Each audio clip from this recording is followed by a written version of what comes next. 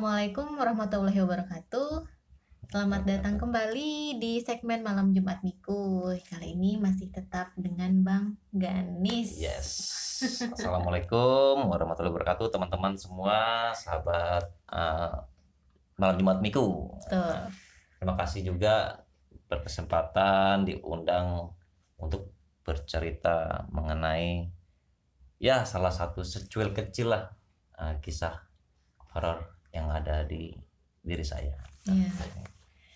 Itu dia guys. Jadi lagi-lagi nih gue minta cerita Bang Ganis karena Bang Ganis punya banyak pengalaman yang bisa di-share dan bukan kaset kosong gitu Bang, cerita lu tuh pasti ada aja yang bisa dipetik gitu.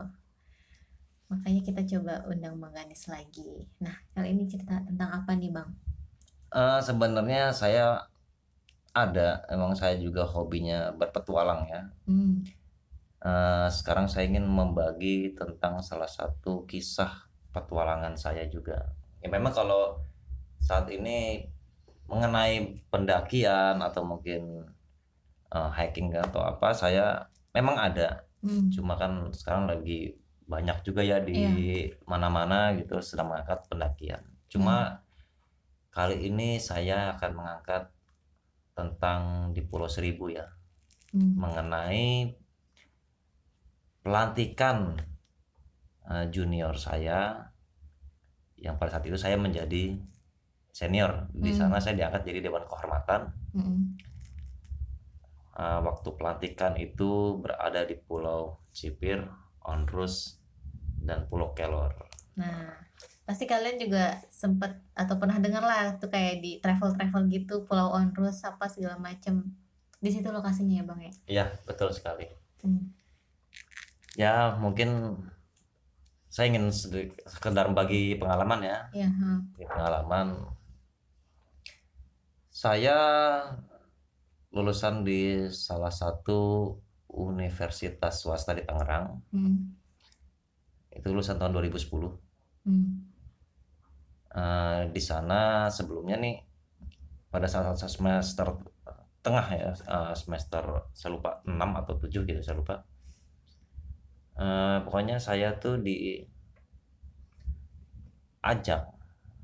oleh perintis untuk menghidupkan kembali UKM yang mungkin sudah padam, yaitu pecinta alam, Lapak Rimba.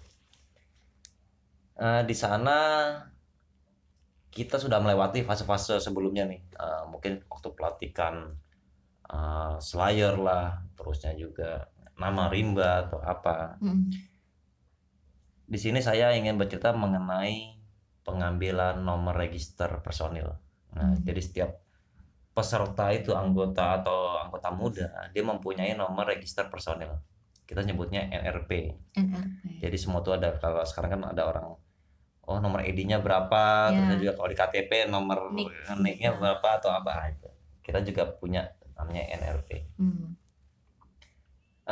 Di sana 3 hari berlangsung kegiatan pelantikan pengambilan nomor register personil itu.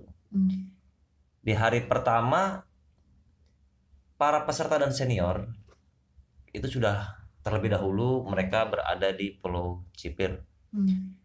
Nah, di sana mereka sudah melakukan kegiatan atau aktivitas-aktivitas mengenai pelantikan.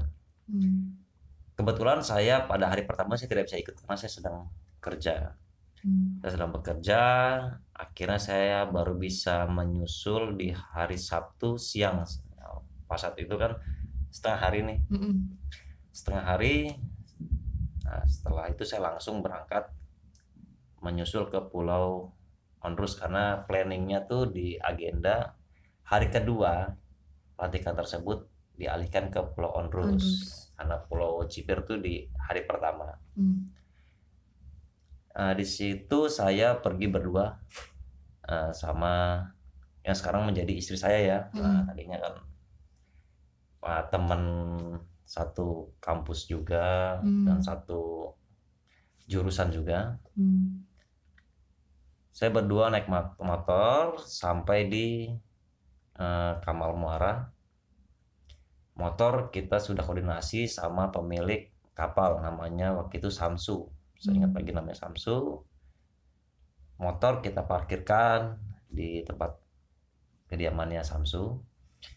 Setelah itu kita dijemput dengan perahunya perahu kecil dengan mesin yang nggak begitu besar lah, setidaknya bisa menempuh jarak itu sekitar hampir setengah jam sampai 40 menit dari titik lokasi kita berangkat sampai ke Pulau Onrus.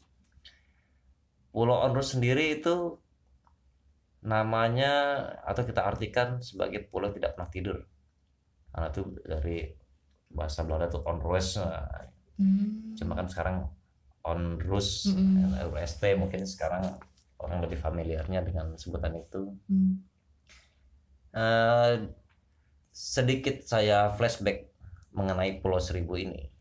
Setahu saya dan menurut dari warga sekitar, jadi Pulau Seribu ini khususnya Pulau Sipir, Onrus, Pulau Bidadari, Pulau Kelor, itu sejarah atau saksi hidup tentang pulau yang membawa para warga-warga pribumi untuk melaksanakan ibadah haji.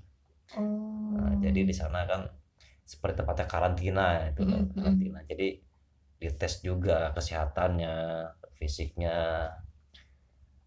Apabila kalau sakit, sana pun juga standby rumah sakit juga ada di sana. Nah mungkin teman-teman juga harus main-main ya ke Pulau Onrus juga yang berada di Jakarta Utara.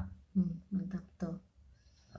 Di sana sekarang udah bagus dan juga saya sering mancing juga sekarang di sana. Kembali lagi saya naik perahu yang didampingi oleh satu nahkoda atau ya awak kapal ini yang membawa kapal kecil ini, dan dia ada partnernya juga ya. Kalau dibilang kalau kasih itu kayak keneknya lah ya, gitu kan.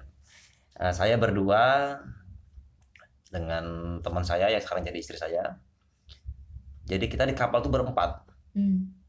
Kita di kapal berempat ya, kita start dari situ tuh jam 3 sore kita sudah sampai, karena kan jarak dari Tangerang sampai ke Kamal itu nggak begitu jauh ya, naik motor apalagi bisa selap-selip.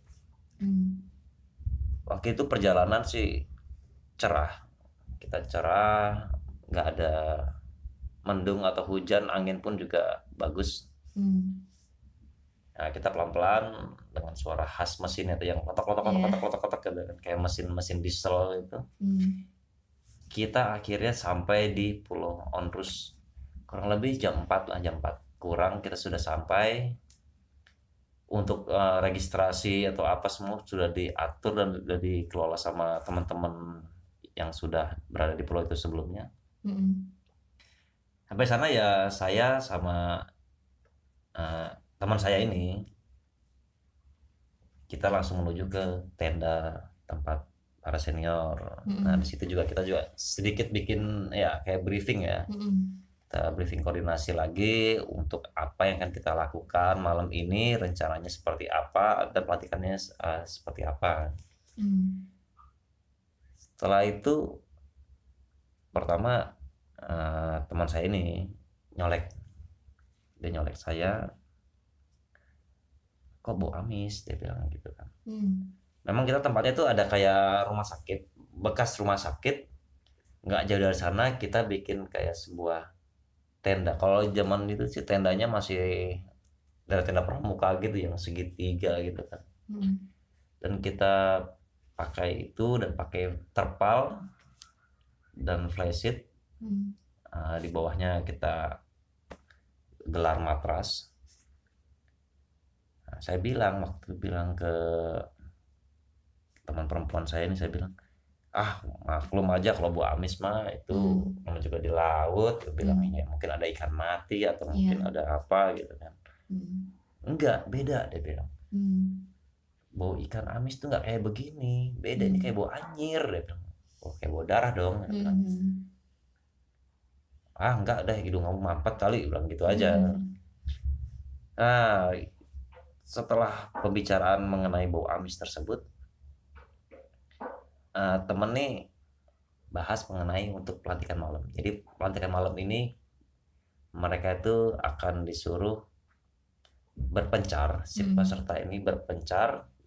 Jadi kita ke titik-titik yang sudah ditentukan. Nah di situ dibagi satu orang tuh dua semua. Setelah itu mereka harus nyari clue nih. Nah dia pecahkan, ada clue-nya, ada petunjuknya. Dia pecahkan. Ya mungkin di situ kan disuruh baca kode etik pencinta alam atau mungkin juga bahasa-bahasa yang lain lah, arti-arti survival atau arti-arti yang lain gitu kan, STOP. Nah ketika briefing selesai ya kita persiapan juga untuk makan malam ya, udah mulai masak-masak semua, udah bikin biasalah kopi-kopi dan apa gitu. Peserta semuanya sudah tidak boleh merokok. Kita memperbolehkan tapi ada waktunya. Jadi satu rokok ini kadang ya dijoinin mas bareng-bareng gitu kan. Ini satu rokok. Silakan. Wah itu pada saking wah ini rokok paling nikmat ini dia bilang gitu kan.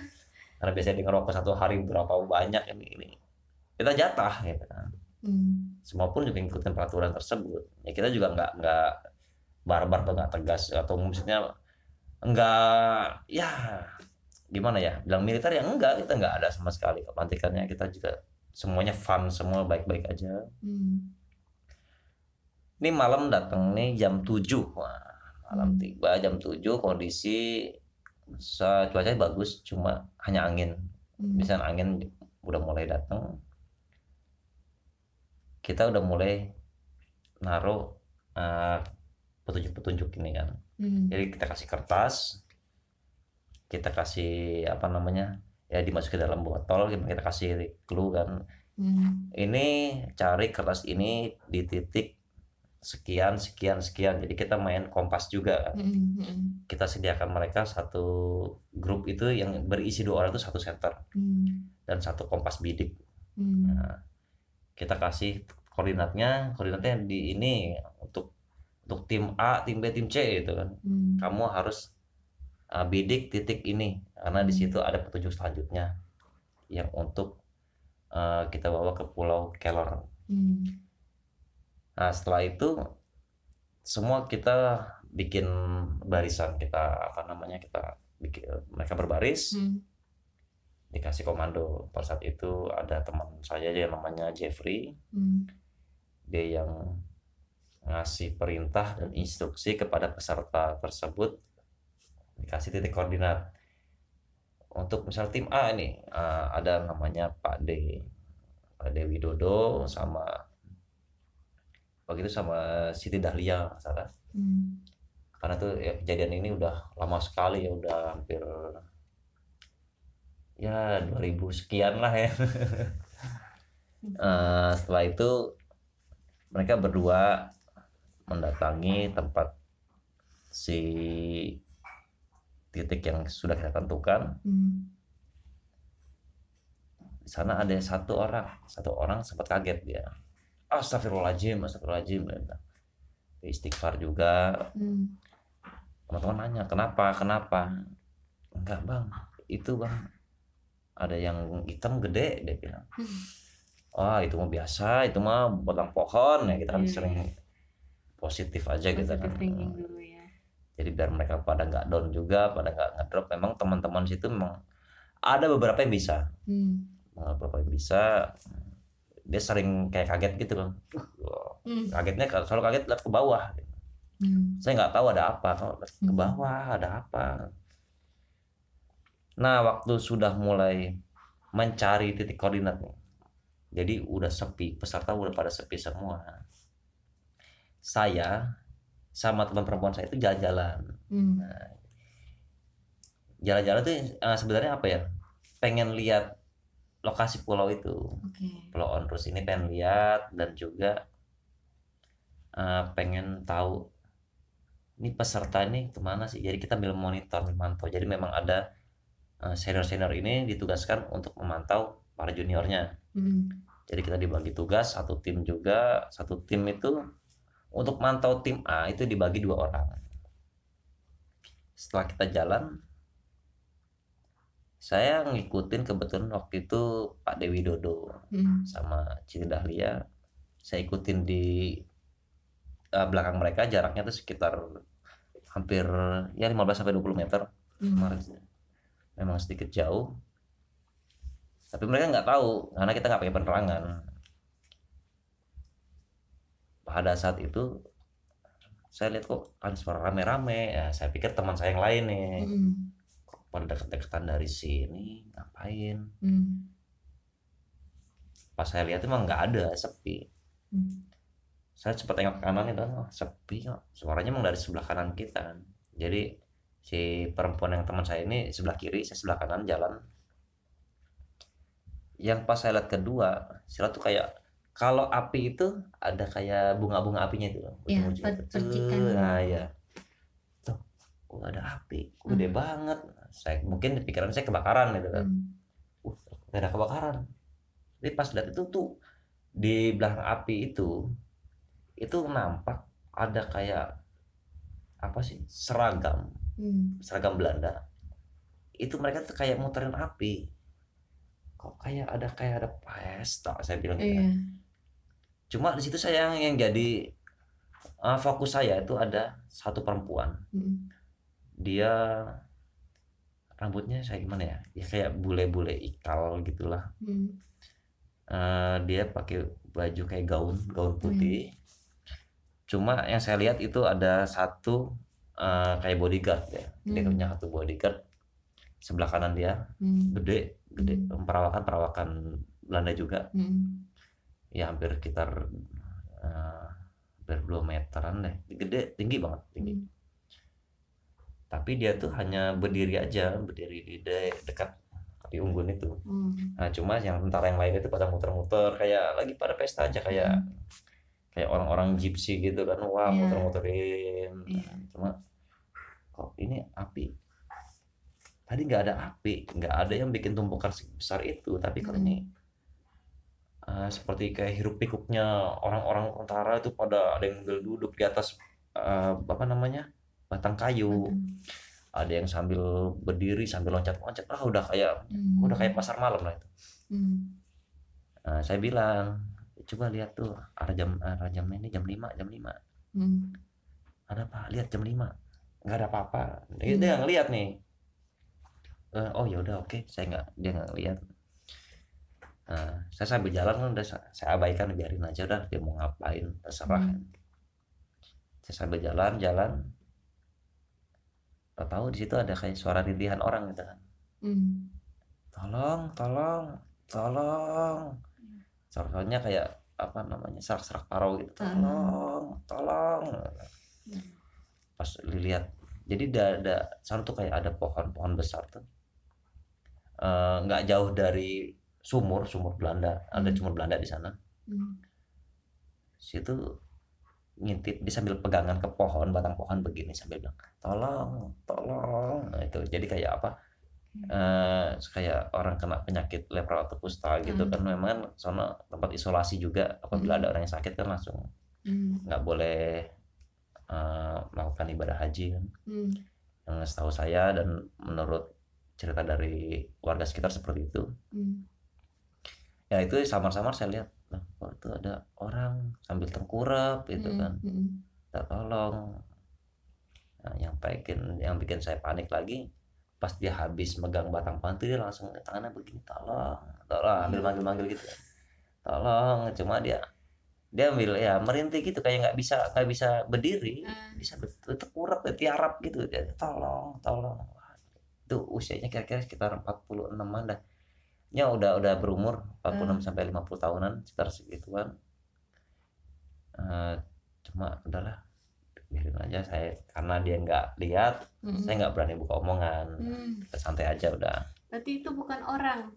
Ya, seharusnya kayak gitu. Dan masalahnya dia nggak dengar. Ya Allah. Cuma saya masih, udah, tujuan saya cuma fokus mantau si junior ini kan. Jalan lagi, nah sempet tuh si junior ini, peserta ini jatuh karena kakinya tuh kesandung ranting, jadi keinjak ranting yang lumayan besar, dia keinjak, jatuh, kepleset. Nah di situ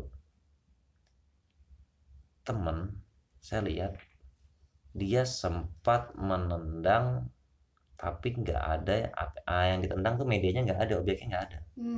Jadi dia nendang juga gitu kan. Kok dia nendang apaan, kok ngaco gitu kan. Maksudnya ya nggak ada tendang kelapa lah atau tendang, nggak ada, cuma dia kayak nendang angin aja. Nah setelah itu bilang, udah biarin dulu deh, gue bilang kayaknya mungkin dia tahu nih, gue bilang. Dia terus jalan, udah sampai nih, akhirnya sampai ke titik yang ditentukan nih. Dia ngambil kayak kertas di botol, dia baca, dan hasilnya itu harus dikembalikan ke senior. Nah, itu udah harus terkumpul, kita kasih waktu sekitar maksimal jam 11 malam. Di situ sudah selesai, kita langsung kembali ke tempat base kita yang dekat rumah sakit umum itu. Nah, semua dikumpulkan. Jadi dikumpulkan si peserta sama senior si yang pendamping ini yang monitor itu. Jadi kita tanya jawab mengenai titik koordinat tadi, apa yang telah ditemukan. Dia bilang, saya menemukan ini bang, dia bilang gitu. Apa tuh? Dia bilang, saya suruh membaca kode etik pencinta alam. Oke, sekarang kamu baca kode etik pencinta alam. Nah dia baca dengan lantang, akhirnya dia lulus ya. Oke, kamu lulus, berarti kamu besok bisa melanjutkan ke Pulau Kelor. Nah, udah sekarang kamu istirahat, terusnya ganti baju tidur, baju lapangannya besok akan dipakai lagi di Pulau Kelor. Nah, akhirnya dia si perempuan ini, Siti Dahlia ini, dia langsung balik ke tendanya kan. Nah, bertendanya, tapi dia nyolek nih, yang teman saya ini perempuan ini nyolek. Ya mungkin ini ada bahasa antara perempuan kali ya. Saya entah, nggak tahu pada saat itu kan mereka berbisik kan. Akhirnya mereka berdua ke tenda duluan.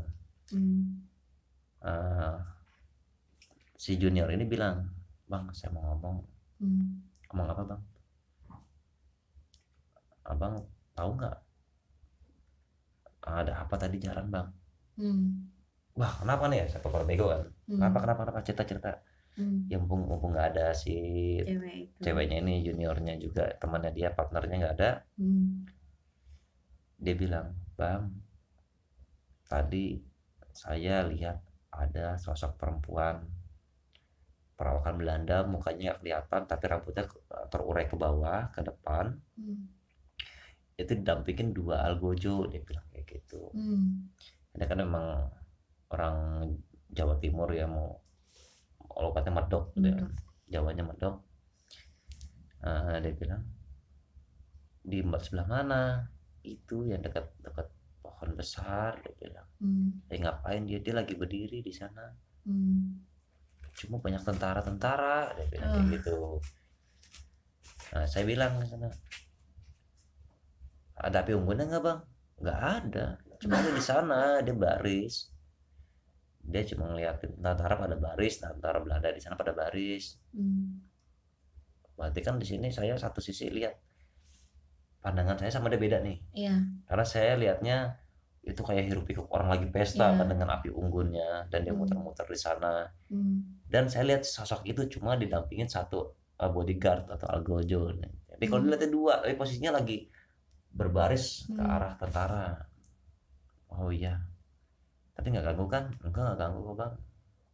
Saya cuma ya misi-misi, nggak usah ganggu lah masing-masing, ya bilang gitu, dia bilang. Tapi yang saya bikin heran bang, kenapa tadi Dahlia jatuh, dia bilang.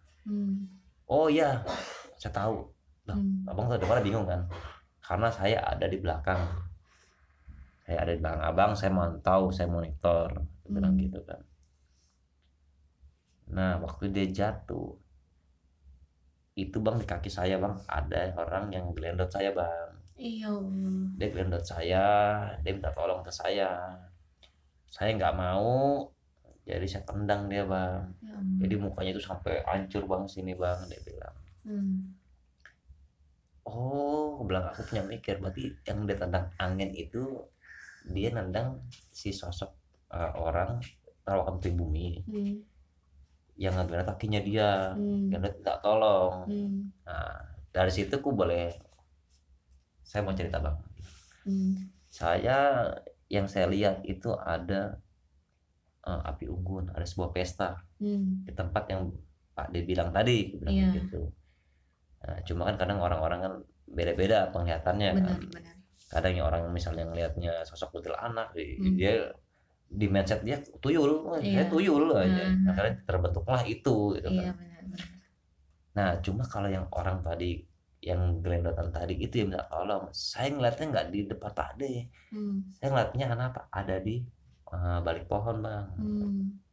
Saya di balik pohon, saya lihat cuma dia pertama tangannya dulu dia merangkul pohon, meluk pohon. Nah setelah itu dia tangannya ngelambai-lambaian gini. Nah kalau saya nggak lihat, cuma saya lihatnya itu banyak, ada 3-5 orang itu sambil tiarap di bawah minta tolong ke saya, cuma satu yang saya tendang kayak gitu. Ya udah Pak D, ya mungkin Pak D panik juga pada saat itu juga. Jadi dengan refleks langsung nendang itu makhluk, saya bilang ya cuma lah bismillah, nggak ada apa-apalah, bilang kayak gitu kan. Udah sekarang Pak D istirahat, saya bilang. Pas saya mau pergi nih, mau balik ke teman-teman, mau ke grup yang lain, saya tarik lagi ke Pak D. Bang, tak dulu bang. Kenapa deh? Saya ngelihat ada cahaya warna biru warna apa ya? Itu masuk ke arah makam. Nah Pak D itu langsung narik tangan saya. Bang, tunggu dulu bang, saya mau bicara. Kenapa? Saya tadi lihat kayak cahaya kebiru-biruan itu masuk ke makam. Situ jadi ada makam tempat orang-orang Belanda di sana, khusus Belanda. Habis itu dibilang kalau nggak salah nih makamnya Maria van der Velde itu. Maria van der Velde itu memang familiar ya warga sekitar, khususnya warga Kepulauan Seribu dengan tempat itu. Dan si sosok itu cuma di situ dia nggak ngomong, dia ngapain dia nggak ngomong. Ya, cuma saya akan cerita ada apa ternyata di sana. Ya udah bang, saya bilang ya udah Pak D, santai aja, semoga nggak ada apa-apa dan semoga lancar semuanya. Udah Pak D balik lagi aja, istirahat dulu karena besok pagi-pagi kita akan berangkat, kita akan nyebrang lagi ke Pulau Kelor. Semua sudah beres, sudah tutup resleting tenda semua, istirahat. Pagi-pagi ya biasa, langsung kita bangunin jam 3:30 kita bangunin, langsung up semua, bangun semua, beres-beres, rapikan semua tenda, packing semua, langsung keadaan baru bangun tidur kan, jadinya udah ngeblank juga, udah nggak tahu lah, gitu ya. Dengar instruksi kayak begitu langsung mereka bergegas ngerapihin, packing semua barang-barang termasuk tenda. Habis itu kita udah dijemput lagi dua perahu, yaitu baik lagi si Samsu sama si siapa saya lupa tuh lagi. Nah di sana kita udah mulai jalan naik ke perahu. Si Pak D ini saya lihat dia meludah, gitu kan, dia meludah, dia ambil ngomong ke Mat Kamit gitu kan, Kamit nggak jelas. Saya lihat dari jauh aja karena jelas banget tuh yang meludah. Habis itu dia bilang, saya dengar itu buat ngobatin kamu. Nah itu yang saya dengar cuma sama-sama kayak gitu tuh. Udah naik kapal semuanya, peserta dan sender dibagi 2. Nah, kita mulai nyebrang, emang nggak jauh sih, itu jarak sekitar paling 10-15 menit udah nyampe. 10-15 menit udah nyampe ke Pulau Kelor. Pulau Kelor itu benteng, sebuah benteng pertahanan. Jadi itu masih berdiri hingga saat ini, Benteng Martelo itu namanya. Benteng Martelo. Nah itu buat spot mancing tuh orang-orang tuh asik juga, bagus tuh. Nah, ikan baronangnya, ikan kapunya masih oke lah. Nah setelah itu sebelum nyampe ke bibir pantai, sekitar jarak masih 20 meter 30 meter, mereka dibekali oleh pelampung. Kita cebur-ceburin. Wah udah berenang ke sana. Berenang, habis itu kapal kita sandarkan di pasir. Waktu itu belum, dermaganya udah masih belum sebagus saat ini. Nah kita mulai apa namanya, ngajak dia, ayo cepat waktunya telat, push up. Cepat semua nyampe ke pantai akhirnya. Nah di situ normal semuanya, normal ya, rutinitas biasa pelantikan lah. Habis itu kan langsung mereka masak-masakan buat sarapan lah, buat minum kopi pagi atau apa. Pokoknya dari pagi, siang, sore itu semua normal. Kembali lagi pada waktu malam ini acara puncaknya kita nih. Ini udah di Pulau Kelor nih Bang. Ini udah di Pulau Kelor kita nih. Di Pulau Kelor. Nah fotonya Pulau Kelor tuh seperti ini nih. Ya kita nih PR. Makasih loh Bang. Iya. Nah di situ malam kita bikin api unggun besar. Jadi di sana kayak ada pohon ketapang dekat benteng itu, ada pohon ketapang besar. Nah itu tempat jadi base kita buat nyalain api unggun. Nah untuk tenda-tenda dan perlengkapannya kita taruh di dalam benteng Martelo ini. Jadi semuanya safe di sana dan memang tidak ada orang selain kita. Pulaunya kecil kok, cuma berapa kilometer persegi gitu kan. Nah di sana dibagi nih. Kalau ini mainnya sendiri-sendiri, dikasih clue juga. Kamu harus ke arah api, kamu ke air, kamu ke, jadi kayak unsur 5 elemen gitu kan. Nah di situ saya bagian di elemen air. Di elemen air, jadi di sana saya pura-pura mancing, saya sama teman saya pura-pura mancing. Di ujung benangnya itu kenur ini kita ikatkan botol aqua kosong. Dalamnya itu kita masukin nomor register, nomor personil ini kita masukin dalam. Ya kita mancing kan, mancing. Itu ada satu nih, ketemu lagi namanya Pak Ade. Emang ada lucunya juga. Sampai sana Pak Ade ini nyusurin semua tuh pulau tuh, dilihat air pantai semua muter-muter gitu kan. Dia muter-muter, kita lagi mancing.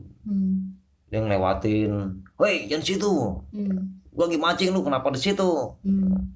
Gangguin aja." Dia curiga. Mancing malam-malam, terusnya mancing kok nggak ditarik-tarik gitu kan. Dia curiga, nggak punya, dia ngikutin talinya itu, benang kenurnya ini ikutin, dia mendapatkan botol. Dari botol, tar dulu, langsung tarik kan. Dia merapat di pantai. Apa namanya, kode etik pencinta alam. Kode etik pencinta alam. Pusap turun. Jadi pasti pusap gitu kan. Kalau aku bilang turun. Kode pencinta alam turun. Pas ombak datang, sengaja tuh ombak datang nih. Turun. Wah, itu dah. Nah habis itu kan udah selesai, saya kasih tahu nomornya. Nomor personil dia. Nomor personilnya NRP sekian. Berapa nomornya? NRP. Turun, ambil posisi pusap juga. Tadi pas ombak datang dia hajar jebret gitu kan. Habis itu bingung dia, "Wah Bang, lupa, maaf." Tulis di pasir, tulis sama dia. MP nomornya nomor sekian. Pas itu kan suruh sebutin. Pas disuruh sebutin nomornya, saya suruh turun. Akhirnya dia turun pas ombak datang dan itu hilang juga yang di pantai kan. Wah, nomornya hilang, nggak hafal ya akhirnya. Jadi akhirnya dia selesai juga tugasnya, tapi dengan yang terakhir dia. Harusnya dia juara pertama, jadi udah ketemu, tapi karena kita kerjain dikit, ya sorry ya Pak De ya, kita kerjainnya. Akhirnya dia jadi yang terakhir. Nah, situ sudah selesai, kita pengukuhan, nomor register, semua saling ngucapin selamat, dan kita bilang ini sudah selesai gitu kan. Acara pengambilan nomor register ini sudah selesai. Setelah itu mereka ya udah, kita main apa ya, santai-santai lah, kita santai, kita udah nggak ada gap antara senior junior, kita nggak ada. Nah, di sini ketika semua sudah pada main santai, main ya itu bawa gitar juga di sana, kita nyanyi, udah suasananya udah mulai membaur lah, udah mulai cair semua. Si Pade langsung geser ke sebelah kanan. Nah, geser sebelah kanan, dia ngajakin, "Bang, tolong bang." "Kenapa?" "Tolong," dia bilang. Pas sampai itu kenapa nggak taunya pas dibalik, jadi tuh di balik pohon ketapang itu ilalang tinggi karena memang jarang orang yang ke sana. Pas waktu kita ngelewatin situ, atau Pak itu udah komunikasi sama penghuni situ, yaitu apa, itu kayak siluman kucing.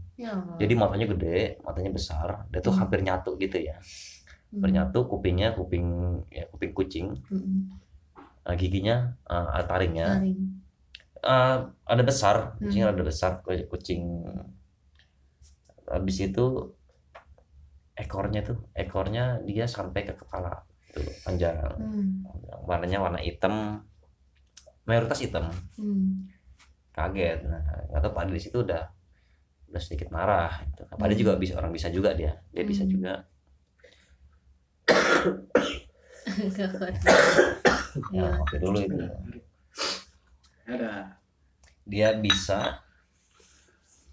Dia ngomong, "Kamu kalau mau itu, kamu jangan langsung, tapi nanti saya kasih kamu makan," gitu kan.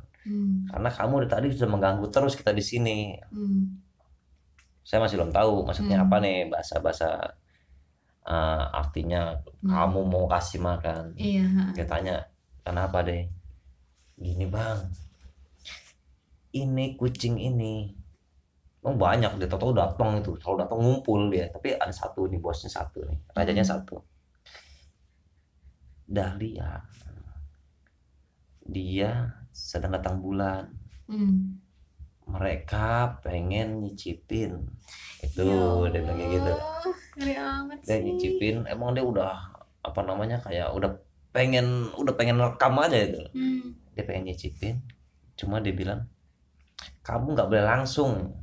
Saya bilangnya gini, "Saya akan kasih makan kamu, jadi pembalutnya itu biar dikasih buat mereka, daripada harus dia langsung nyerang si orangnya ini kan."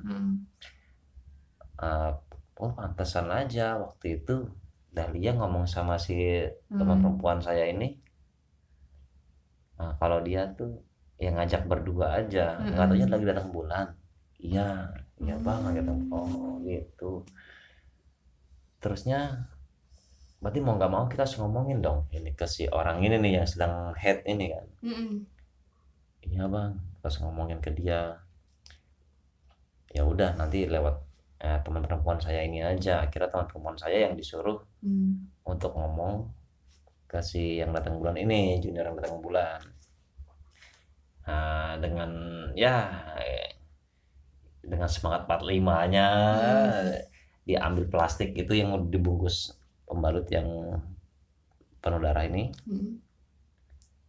dibuanglah itu di sekitar, dibuang ya lumayan jauh lah dari tempat base kita, tempat dari shelter kita. Itu ngeliat tuh semua tuh kayak udah kayak nerekam, wah dengan beringas dia langsung menyerang itu plastik. Langsung dijilatin itu nya. Nah, kita nggak tahu juga dia tuh jujur juga sama senior apa enggak. Walaupun waktu acara event pelantikan itu dia sedang datang bulan atau apa, kita nggak tahu kan. Karena kadang itu kan rahasia pribadinya dia. Nah di situ udah kayak rebutan itu aja, kayak ibaratnya ya kayak kucing kasih ikan aja, bener tuh. Udah yuk, wah itu sampai lagi itu. Ya bang, ya ini juga kalau nggak begini juga takutnya malah teman-teman yang diserang gitu kan. Maksudnya apalagi yang khususnya yang lagi datang bulan ini. Karena dari sana pun juga sama, dia udah ngincer gitu kan dari waktu turun dari kapal, dari perahu. Nah setelah kita lihat nih para kucing-kucing itu nerekam si bungkusan plastik yang berisi pembalut, sampai gitu Pak Ade langsung bilang, Bang, tadi saya nendang sesosok makhluk, dia bilang. Nendang di mana? Waktu yang di Pulau Onrus. Oh, yang ceritain semalam itu? Iya, dia bilang. Saya waktu ingin naik ke kapal, saya sempat meludah. Udah kenapa, Bang? Kenapa, Pak D? Ini saya minta maaf sama dia karena mukanya hancur. Waktu saya ingin naik ke perahu, dia ada di sekitar saya, Bang. Saya langsung kasih ludah, Bang. Saya ludah supaya dia untuk mengobati lukanya itu yang saya tendang. Saya minta maaf, takutnya saya berbuat nggak baik atau apa. Si ludah ini semoga bisa menyambungkan kembali mukanya yang rusak itu, yang hancur. Oh, pantasan saya lihat nih, Pak Ade waktu mau naik ke perahu sempat meludah. Iya benar, Bang, itu. Karena saya lihat situ banyak, Bang, bukan hanya satu atau dua orang, atau banyak sekali itu yang pada tengkurap situ. Itu udah pada hitam-hitam, udah pada kayak apa sih, kayak ada yang nggak lengkap organ tubuhnya, dia bilang gitu. Kalau body partnya itu nggak lengkap, dia bilang. Oh ya udah kalau begitu nanti kita apa namanya, ya nggak usah dibilang dulu lah ke teman-teman dulu yang berada di pulau ini. Ya satu lagi, dia bilang. Apa tuh Pak De? Dia bilang. Keluar dari saku belakangnya tuh. Jadi kayak keris kecil, keris kecil segitiga. Dia bilang, Bang, sebenarnya saya waktu lihat cahaya yang masuk ke makam, nggak taunya saya pas saya deketin, saya dapat keris, Bang. Oh ini, iya saya nggak ngomong, Bang. Kenapa ngomong kemarin? Saya takut dirampas, Bang, diminta sama Abang. Lo mah ngomong-ngomong aja, begini kan milik ente, bukan milik saya. Iya, Bang, sama juga junior, Bang, selalu salah gitu kan. Channel selalu benar. Ya udah simpan aja dulu, kalau begitu itu kan miliknya Pak D yang dapat, dan itu haknya Pak D gitu kan. Kalau Pak D memang pengen ngerawatnya silahkan dibawa, kalau misalnya nggak ingin merawatnya ya ntar dikembalikan aja. Oh Bang, kalau menurut penerawangan saya, kata si Pak D ini positif kok Bang, bagus, dia bilang. Cuma katanya ini ya entahlah, nih kayaknya milik pribumi atau apa gitu, cuma dia belum tahu fungsinya apa, gunaannya apa. Cuma dia dapat benda pusaka seperti itu, keris seperti itu, akhirnya dia putuskan untuk disimpan. Dia mau dirawat, mau dijaga. Ya udah kelar semuanya, akhirnya udah siang, udah mulai siang, udah mulai jam 10, karena kita udah minta ditelepon sama si kapal ini ya, si nahkoda ini, untuk dijemput kembali kita agar segera pulang. Nah, sekitar jam 10 lewat kapalnya datang. Kebetulan dia tuh nggak jauh, dia habis dari Pulau Cipir, dia habis menghantar pemancing, jadinya kan nggak jauh. Kita langsung naik kapal. Nah, kebetulan saya sama Pak Ade ini dan kedua perempuan yang tadi ini satu kapal kita. Kita udah mulai jalan beriringan. Nah, kapal kita ini kapal yang di belakang nomor 2. Yang kapal pertama udah duluan. Kita kompak nih, saya Pak D kompak. Nggak taunya kita serentak refleks ngeliat ke Pulau Onrus. Kita berdua lihat Pulau Onrus. Nggak tahu di situ berdiri tentara Belanda dengan senapan laras panjangnya. Nah, cuma yang bikin heran tuh si perempuan ini, dia sambil melambaikan tangan gitu ya. Nah itu kan, terus spontan nih, saya Pak Ade langsung lihat-lihatan lagi. Berarti kita ngelihat berdua nih. Oke. Udah cuma manggut-manggut aja kita berdua. Ya udah simpen dah ceritanya, ini simpen, nggak usah diomongin. Jadi mereka ya bilang ramah juga, cuma nggak ganggu, cuma nunjukin eksistensi aja. Gua ada lo di sini, gitu loh. Ya entahlah itu mungkin hanya korin atau mungkin ya jin yang menyerupai orang-orang pada zaman dulunya atau apa. Pasti memang kaget tuh ketika si perempuan tenoni Belanda ini yang bergaun putih tadi dia melambaikan tangan itu. Ya mungkin disitulah cerita dari saya, intinya ya dimanapun kita berada ya kita saling ya menghargai atau menghormatilah tempat di situ. Wah gila bang, itu yang kucing pas sudah dikasih itu banyak yang lihat bang. Kebetulan pada saat itu cuma saya berdua sama dia. Pada itu sebelumnya dia mungkin udah kontak batin duluan sama dia. Sedangkan tuh tempatnya posisi kucing berdiri itu di balik semak-semak. Jadi nggak ada yang tahu juga. Ya, teman-teman lagi pada bakar-bakar api unggun di situ kan. Udah pada santai di sana, nggak taunya pada itu udah nembus udah ngomong masih raja kucingnya ini. Kucing-kucingnya ya besarnya segini lah, besarnya lah lumayan. Hampir 5 jengkal gitu kan. Bukan kucing-kucing pada umumnya kita yang kecil-kecil, enggak. Cuma yang itu matanya merah, dia gede, ke tengah hampir nyatu gitu kan. Taringnya panjang, kupingnya lancip, cuma ekornya tuh panjang, ekor panjang hampir ke kepalanya dia sendiri. Cuma itu banyak banget tuh. Jadi kalau kata si rajanya kucing itu mau nyerang semua, sama akhirnya ditahan Pak De. Nanti kita kasih makan, ya itu adalah ya bekas pembalutnya orang yang temannya kena haid tadi itu doang sih sebenarnya. Tapi itu kalau misalnya nggak digituin akan kerasukan pasti ya? Pasti ya, Bang, ya? Iya.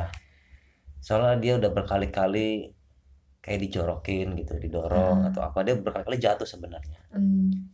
Nah, cuma dia nggak mau ngomong aja, dan Pak De selalu ngasih pesan-pesan positif aja. Wah hati-hati tuh, ada ranting lah, ada apa, oh, jangan meleng, jangan apa. Padahal enggak, dia lihat udah dijorokin, udah sempat jatuh tanpa sebab gitu kan. Ya cuma kalau seandainya enggak itu juga mungkin bakal diserang entah apa juga itu. Ini mah kerasukan atau apa itu kan. Gila, luar biasa Bang Anis. Apalagi yang pas tadi teriak-teriak minta tolong tuh. Emang banyak ya, karena kan nggak cuma Bang Ganis gitu yang ngelihat kan. Sana sini minta tolong, ya Allah. Justru ya tempatnya orang-orang lepra atau kusta, mungkin bisa searching juga sih mengenai di sana itu dulu tempat apa ya. Mungkin teman-teman juga bisa tahu juga sejarahnya Pulau Onrus ini. Itu sebenarnya. Oke, nanti akan kita cari tahu. Iya. Oke deh, makasih banyak nih Bang Ganis. Siap, sama-sama Mbak. Mau cerita lagi, jangan lupa kalau misalnya mau order kue di Bang Ganis. Iya, siap. Nanti akan gue cantumin di deskripsi ya, kontaknya dan namanya. Oke, Bang, makasih banget sekali lagi. Sama-sama, makasih. Luar biasa, narsum spesial. Punya kita nggak main yang di ketinggian, kita main di 0 MDPL. Itu tuh di pulau itu kita masih ada lagi cerita sebenarnya. Kita mancing bertiga di pulau ini, ada hal apa masih banyak sebenarnya ada. Tapi next kita angkat. Next ya, oke deh. Ya Bang, sekali lagi makasih. Malam Jumat Miku sampai sini aja. Gue Milda. Saya Ganis. Pamit undur diri. Wassalamualaikum warahmatullahi wabarakatuh.